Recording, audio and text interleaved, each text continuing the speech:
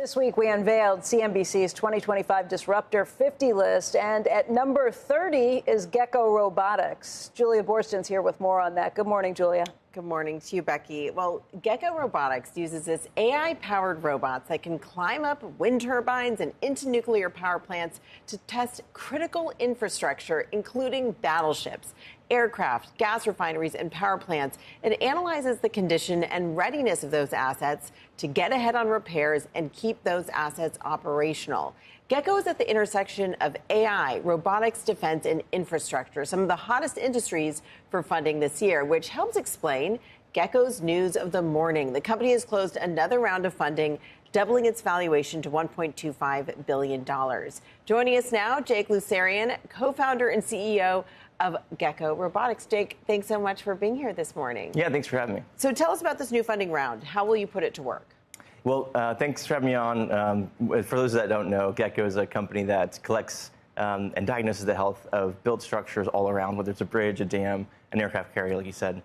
And it powers an AI-powered operating platform for our customers called Cantilever. So the funding round is to surge resources and energy around the most critical industries that is creating a flywheel right now with sale of Cantilever, and that's in the energy, manufacturing, and defense sectors. You recently expanded your partnership with the Navy. You have a new partnership with L3 Harris.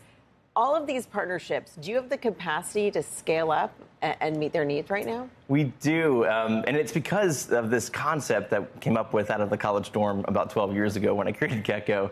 And it's about not building robots and selling them to our customers, but it's about using robots to collect unfair data advantages that power a software and operating platform that no one else has and is able to compete with. These things are so cool. They're like Spider-Man. They crawl all over the tank or the bridge or whatever it is, and they find structural weaknesses, which to me seems like one of the best use cases for AI, especially with an instant use case and people who are probably willing to pay for it. Yeah, that's right. And one of our incredible customers is a mining company called Rio Tinto, and they spend about $4 billion a year on sustaining CapEx, for example.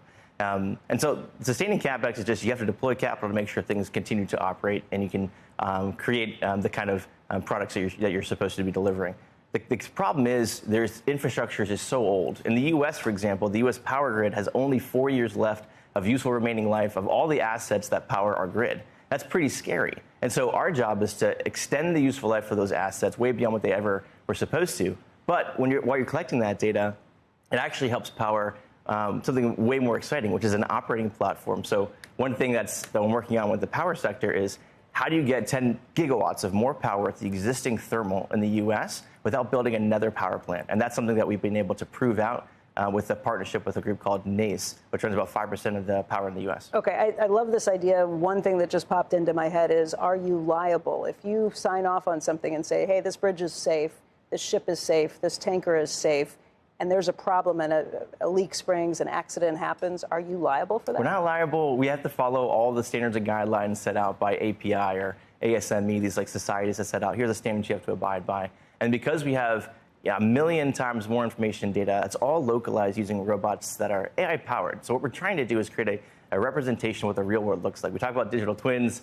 What we do is we create what the real reality of the power plant or the refinery or the ship looks like. And then we represent that inside of Cantilever to make all these decisions around how to operate and also to build new infrastructure.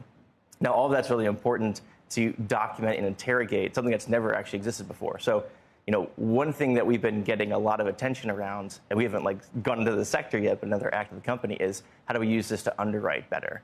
Because right now you're using the insurance company. Very little information and data to underwrite billions and billions of dollars of not just physical stuff, so if the but also power production. plant doesn't bring you in and pay you to do it, the insurance company might pay you to do it so they can figure out what to charge them on their liability? We have 500,000 of the world's most critical assets managed inside of Cantilever, and you can imagine the information and data that we have about things that power large industries on the insurance and compliance side are very interested in the data sets that we have. So we don't do anything with that, but you can obviously imagine how important that information is. Julia, this is pretty unique from your disruptors list, right? And I think what's so interesting is it's really sitting at the intersection of robotics and AI and infrastructure and really addressing real-world needs and using AI to power solutions. Up to this point, it just was expensive to check everything, whether there's flaws, right? I mean, we're not... It is.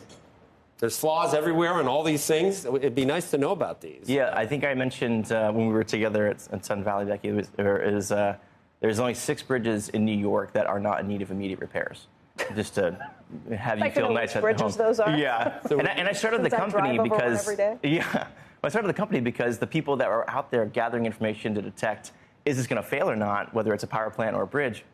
Someone had fallen and died, and so that inspired me when I was in college to build a company that could gather information and data, make it safe, but also figure out how to build new materials to power, in particular, the most important sectors that are existential risks today. There'd be a lot more inspections and cheaper inspections. That's right. Because there's probably not enough. Because these things can crawl all over the undercarriage. Right. And one thing I might say proactive repairs, right? That's right. And I think one thing that's interesting about our company is outside of Andrew, we're the place where the most Palantirians go, and the early Palantirians go. And the reason I'd say that is, Alex talks about ontology, right? Yeah.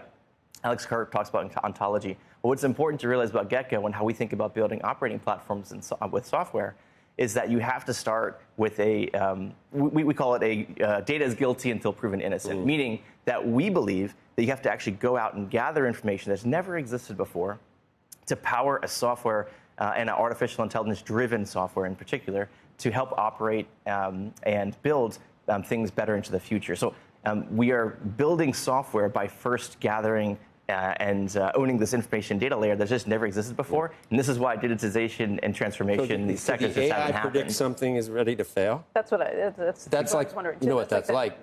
2001. Remember how said that there was something going to fail and it wasn't. And the poor guy went out to check it out and he's still like this. You probably didn't see that either. You guys are so young. You're missing so much. Watch the Kubrick, 2001. Okay, watch it. All right. But you never lost a robot, right? Like you were talking about your fear of heights on these things. You never. Petrified. Has one ever fallen off? No, never fallen off.